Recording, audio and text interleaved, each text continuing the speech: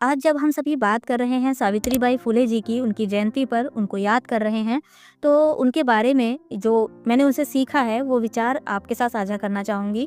तो पहली चीज़ तो जो मैंने उनसे सीखी, हम सभी में से कोई ऐसा नहीं है जिसने उनका जो साड़ी वाला किस्सा है वो नहीं सुना होगा, लेकिन हम उस तक ही रह जाते हैं।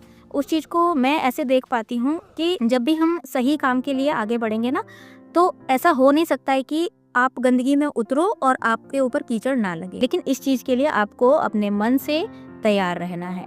इस पे आने वाली जो विरोध है ना, उनसे डर नहीं जाना है, रुक नहीं जाना है। क्योंकि आप एक सही काम की तरफ बढ़ रहे हो, तो जिसमें उनका स्वार्थ है वो आएँगे और विरोध करेंगे। ज़ाहिर-सी बात है, और वो कोई भी हो सकता है। वो आपके घर के लोग भी हो सकते हैं, वो समाज के लोग भी हो सकते हैं, किसी भी वर्ग से हो सकते हैं, कोई भी हो सकता है।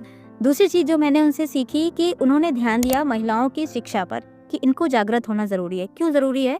उसके 2 कारण हैं। एक कारण तो ये है कि जब तक आप ये जानते ही नहीं हो कि मेरे साथ क्या गलत हो रहा है, तब तक आप उसका विरोध भी नहीं कर पाते हो। तो जब आप अपने अधिकारों की समझ रखते ही नहीं हो, आप खुद को इस तरीके से देख ही नहीं पाते हो कि आप एक चेतना हो, आपके साथ क्या कुछ हो रहा है, तो आप उसका विरोध भी नहीं कर पाओगे और आप सोचोगे कि ये समाज ऐसा ही चलता है और ऐसे ही जीना होता है।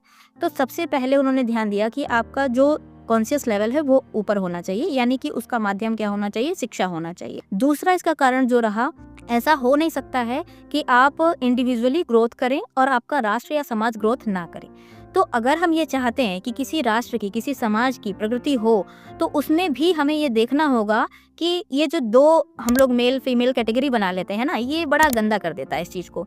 हमें देखना है कि ये इंसान है और ये इंसान है, और कैसे ये खुद भी बेहतर हो सकता है और एक राष्ट्र को या विश्व को भी सुंदर दिशा की तरफ ले जा सकता है। क्योंकि जो खुद समझेगा, जो सही होगा, वही दूसरों को सही दे सकता है। ऐसा नहीं हो सकता है कि आपके हाथ में खुद कालिक लगी हो और आप दूसरे को छुएं और आप उसको गंदा ना कर दें।